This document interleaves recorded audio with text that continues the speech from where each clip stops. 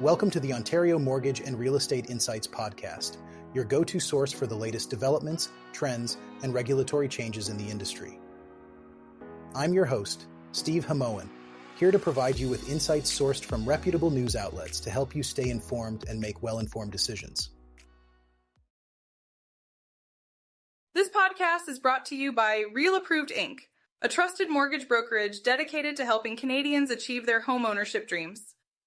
Visit realapproved.ca to learn more about how our experienced team can assist you with your mortgage needs. Let's dive into today's episode. Our first topic today focuses on a shift in Canada's bond market that's raising some red flags. According to a report by Moody's Analytics, hedge funds have significantly increased their share of the Government of Canada bond market, purchasing nearly half of the bonds available in some recent auctions. That's a huge change, Steve, considering that back in 2010, hedge funds were buying less than 2% of these bonds. It's a massive shift in market dynamics, isn't it? Absolutely, Janine. The report highlights that hedge funds are now at the core of this market. This change is largely due to the Government of Canada issuing more bonds, with the value rising by over 60% since the start of the pandemic. Bank-owned dealers, who traditionally absorbed these issuances, have been constrained by capital and risk management policies. It sounds like hedge funds stepping in to fill this gap could have some serious implications for financial stability. What are your thoughts on that, Steve? Well, Janine, the concern here is the strategy that these hedge funds are using, known as cash futures basis trade. This involves buying a bond in the cash market and selling a futures contract tied to that same bond. It's often financed through short-term borrowing in the repo market. When the bond market behaves predictably, this strategy can work well, but when it doesn't, things can unravel quickly. That's quite risky, especially if bond volatility spikes. It could lead to increased margin calls and reduced funding from banks, forcing hedge funds to unwind their trades rapidly, which could swamp the market and push yields higher. Exactly. We've seen this kind of situation before. Remember March 2020, when foreign central banks and bond funds dumped their U.S. treasuries in a dash for cash?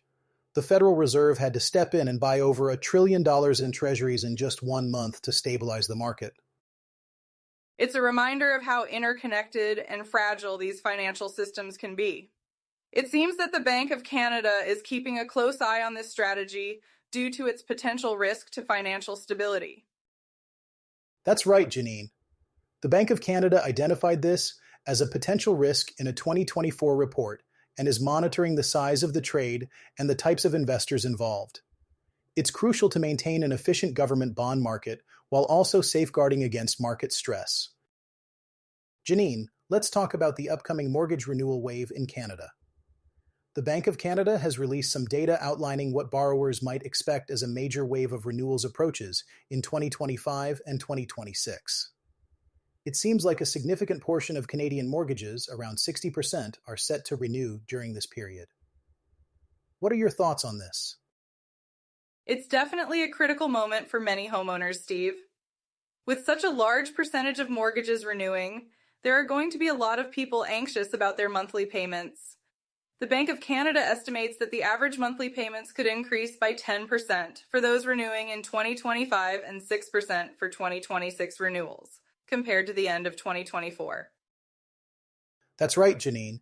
And those holding 5-year fixed-rate mortgages, who make up a significant chunk of the market, could see their payments jump even more, by 15% to 20%. It's a substantial increase, but it's not all bad news. The Bank of Canada also mentions that some borrowers, especially those with variable rate, variable payment mortgages, might actually see their payments decrease by 5% to 7%. That's a bit of relief for those with variable rates. The cooling of interest rates seems to be playing in their favor. In fact, about a quarter of all Canadian mortgage holders might end up with lower payments by the end of 2026. It's really about how market expectations align with these renewal terms. But of course, the impact varies greatly depending on individual circumstances, like whether borrowers have made extra principal payments or not. Exactly, Janine. Borrowers with variable rate fixed payment mortgages will experience a wide range of outcomes. Some could face payment hikes above 40%, while others might enjoy a decrease of at least 7%. It's largely dependent on their payment history and whether they've entered negative amortization. Interestingly, the Bank of Canada points out that only a small percentage, about 5% of those who took out or renewed these mortgages before March 2022, have a higher balance now than at their last renewal. That's reassuring to hear, Steve. It seems that many borrowers have been proactive in managing their mortgage payments. However, for those who will see increases, the debt service pressures will rise. The median mortgage debt service ratio is expected to climb from 15.3% in December 2024 to 18% by the end of 2026 for those with higher payments. But for those with decreasing payments, it might ease slightly. The good news is that income gains and tools like amortization extensions or home equity lines of credit could help mitigate some of these pressures. The Bank of Canada suggests that around half of the borrowers facing increased payments could eliminate the hike by extending their amortization by 5 years. Plus, most borrowers are still paying rates below their original stress test levels, which provides a buffer. Yes, and the bank's updated forecast, which uses the new RESL2 dataset, indicates that most Canadians renewing in 2025 and 2026 should be able to adapt without severe financial strain, assuming economic conditions remain stable. Even though some households might need to adjust their spending or tap into their equity, the overall outlook isn't as dire as it might seem at first glance. The Canada Revenue Agency is taking a significant step to combat mortgage fraud by developing a secure digital tool that will allow lenders to verify borrower income directly. This move comes as part of a broader effort to tackle the growing issue of income misrepresentation in the mortgage process. That's a positive development, Steve. Mortgage fraud can have serious consequences for both lenders and borrowers, and it's good to see the CRA taking proactive measures. The agency consulted various stakeholders, including mortgage lenders, brokers, and insurers, to gather input on this tool. Exactly, Janine. Stakeholders, including the Canadian Bankers Association and Mortgage Professionals Canada, have shown support for a secure, borrower-authorized digital tool. They believe it will streamline the mortgage approval process and significantly reduce the risks of fraud by providing real-time access to verified income data. The current process of verifying income can be quite cumbersome and prone to fraud, involving multiple steps like reviewing notices of assessment and income slips. A centralized verification tool could simplify this workflow and reduce risks. That's right. Industry participants have recommended either a dedicated CRA portal or an API that integrates with existing mortgage application platforms. This would offer real-time responses upon borrower authorization, making the process more efficient. It's also important that this tool accommodates different types of income, especially for self-employed and gig workers. The CRA is considering robust data that includes total, net, and taxable income over at least 2 years, which would be crucial for accurate assessments.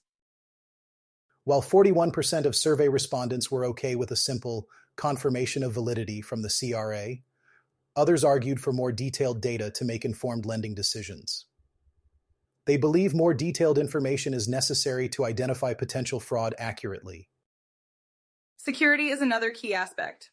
Participants have emphasized the need for features like two-factor authentication, borrower alerts when data is accessed, and audit trails to safeguard taxpayer information. It's crucial that borrower consent is central to this process.